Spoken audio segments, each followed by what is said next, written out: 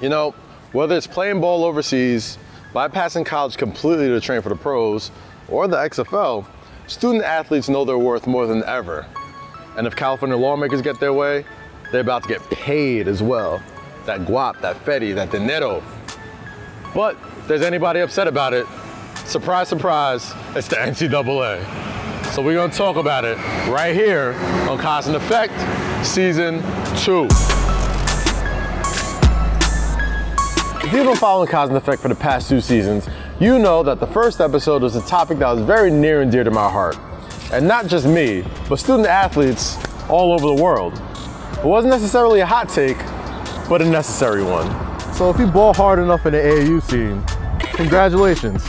You get to sign a letter of intent and pretty much your financial freedom away to the college of your choice. Now, that college more than likely has a sneaker deal of its own, getting paid tens of millions of dollars to the coach, the staff, the administration, the school store, and pretty much everybody else but you, the student athlete. That's right. That means we're this close from student athletes everywhere getting paid what they're owed. The California State Senate just passed the California Fair Pay to Play Act 39-0, and the California State Assembly passed it 72-0, overwhelmingly.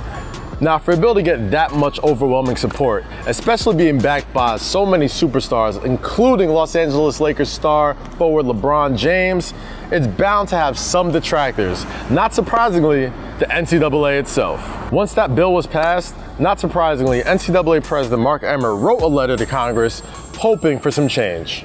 Let me tell you what he said. We recognize all the efforts that have been undertaken to develop this bill in the context of complex issues related to the current collegiate model that have been subject of litigation and much national debate. Nonetheless, when contrasted with current NCAA rules as drafted, the bills threaten to alter materially the principles of intercollegiate athletics and create local differences that would make it impossible to host fair national championships. As a result, it likely would have a negative impact on the exact student athletes it intends to assist. And you know what? He's absolutely right. If those players do get paid, the NCAA will take every single player in college in the state of California away from NCAA play. This bill wouldn't necessarily make student athletes employees of the NCAA. It would just make those same student athletes give them the free will to pursue any sort of compensation that they think that they deserve. For example, remember when Johnny Manziel got in trouble for signing a bunch of jerseys before he was drafted to the NFL? Under this bill, that would be completely legal. Speaking of jerseys, one of the most popular college football players of all time, Tim Tebow, has been a big detractor of this fair pay to play bill. Let me tell you what he said on a recent episode of First Take. I know we live in a selfish culture where it's all about us, but we're just adding and piling it onto that where it changes what's special about college football. We turn it into the NFL, where who has the most money, that's where you go.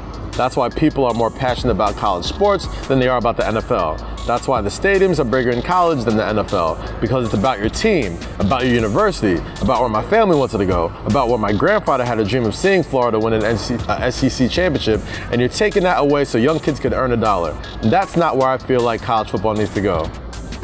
Bruh. There's a reason why college football stadiums are bigger than NFL stadiums, because the NCAA, for almost 150 years, have been getting unpaid labor from their talent. There's a reason why they can afford these stadiums, because they're not paying you, Tebow, somebody who sold millions of jerseys without your name on the back, even though they capitalized off your likeness, winning 2 Heisman trophies, bringing so much endowment to the university for years and years to come.